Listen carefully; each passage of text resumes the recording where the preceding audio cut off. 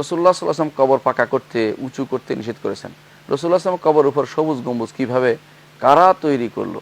কবর পূজারীরা এটা বড় দলিল হিসেবে পেশ করে। প্রথম কথা হচ্ছে রাসূলুল্লাহ সাল্লাল্লাহু আলাইহি ওয়াসাল্লামের কবর দেয়া হয়েছে একটি ঘরে, উপরে খোলা ছিল, উপরে খোলা ছিল সব সময়। হ্যাঁ, ঘরটা কেন হয়েছে আমি বলি। নিয়ম হচ্ছে রাসূলুল্লাহ সাল্লাল্লাহু আলাইহি ওয়াসাল্লামের হাদিস হচ্ছে এটা, নবীরা যেখানে মারা যায় সেখানে তাদেরকে দাফন করতে হয়।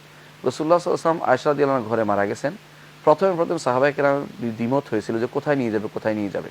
কারণ মক্কায় নিয়ে যাবে না বাইতুল মাকদিস নিয়ে যাবে, তারা কোনো বলতে পারে না। কিন্তু শেষ পর্যন্ত যখন জানা গেল যে রাসূলুল্লাহ সাল্লাল্লাহু আলাইহি ওয়াসাল্লাম হাদিসে আছে যে যেখানে নবীরা মারা যায় সেখানে তাদের দাফন করতে হয়, তখন তাকে সেখানে দাফন করা হয়েছে। এটা জায়গায় ছিল, এটা এরকম নয় যে এটা নতুন করে কিছু তৈরি করা হয়েছে। তো তারপরেও এটা উপরে খোলাই ছিল। এটা একটা সাহাবা তাবেঈনদের যুগ পর্যন্ত এটা খোলাই ছিল, এখানে কোনো স্থাপনা ছিল না।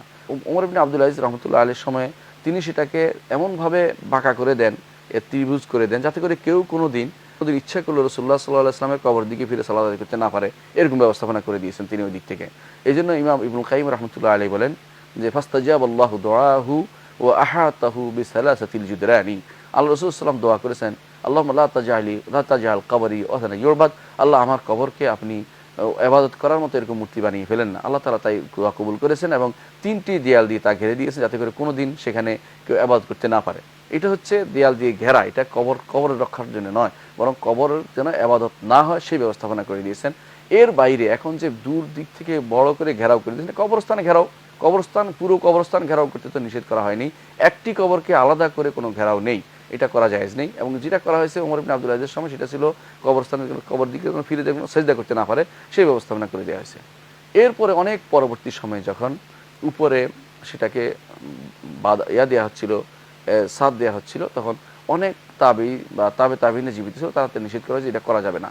গম্বুজ তো অনেক পরে হয়েছে, যারা পরের জিনিস দিয়ে আগের অবস্থা দলিল দেয় তাদেরকে জিজ্ঞাসা করতে হবে যে পরের জিনিস যেটা হয়েছে এটা ভালো না আগেরটা ভালো ছিল। রাসূলের যুগে যারা সাহাবায়ে কেরাম যেটাকে পছন্দ করেছেন অবশ্যই সেটা ভালো ছিল এবং সেটাই ছিল আহলে সুন্নাত জামাত তরিকা পদ্ধতি। পরে যেটা হয়েছে এটা এখন তাড়িয়ে দিচ্ছে না কেন, এটার মধ্যে একটা মাসালে মুরসালা রয়েছে। সেটা হচ্ছে বৃষ্টি যেন না পড়ে, এখানে তো মানুষ জিয়ারত করতে যায়, বৃষ্টি যেন না পড়ে, সেখানে সালাম দিতে যায়, মানুষের পাশে দিয়ে চলে যায়। এখানে এখন সালাত একটা মসজিদের ইয়ার অংশভুক্ত হয়ে গেছে, এখানে বৃষ্টি পড়লে পানি কোন দিকে যাবে, বিভিন্ন কারণে এটা রয়ে গেছে। এটা নিয়ে আর কেউ বাড়াবাড়ি করছে না, কিন্তু এটা নিয়ম নয়, এটা নিয়ম নয়। তারপরে আরেকটি কথা, সেটা হচ্ছে ভাই, একটি জিনিস যেটা রাসূলুল্লাহ সাল্লাল্লাহু আলাইহি ওয়াসাল্লামের এই কবর ওইখানে এই দেয়ার ব্যাপারটা হাদিসের সাব্যস্ত হয়েছে, যেখানে মারা যায় সেখানে কবর দিতে, এবং সেটা তার ঘরে ছিল সেটা সেই হিসাবে দেওয়া হচ্ছে। কিন্তু অন্য কারোর ব্যাপারে তো সেখানে সেই হাদিস নির্দেশনা নেই, সেখানে নিষেধাজ্ঞা এসছে। তাহলে আপনি নিষেধাজ্ঞাকে অবশ্যই প্রাধান্য দিতে হবে, এটা মনে রাখতে হবে। রাসূলুল্লাহ সাল্লাল্লাহু আলাইহি ওয়াসাল্লামের খুসুসিয়তকে যদি হয় যে বৈশিষ্ট্য, হ্যাঁ বৈশিষ্ট্য মেনে নিলাম, যদি বৈশিষ্ট্য হয় তাহলে সেটার উপরে আর কোনো কেয়াস করা যাবে না। আর বৈশিষ্ট্য না অন্যরা করে থাকলে সেটা দলিল দেওয়া যাবে না। তাহলে আমরা এর দুইটার বাইরে যেতে পারবো না, হয় বৈশিষ্ট্য এটাকে আপনি কেয়াস করবেন না, আর বৈশিষ্ট্য না হলে পরবর্তীটা করেছে এটা দিয়ে দলিল দিতে পারবেন না। সুতরাং কোনোভাবেই কবর পূজারীরা এটা দিয়ে দলিল দিতে পারে না। আশা করি বিষয়টি আপনার বুঝে এসেছে।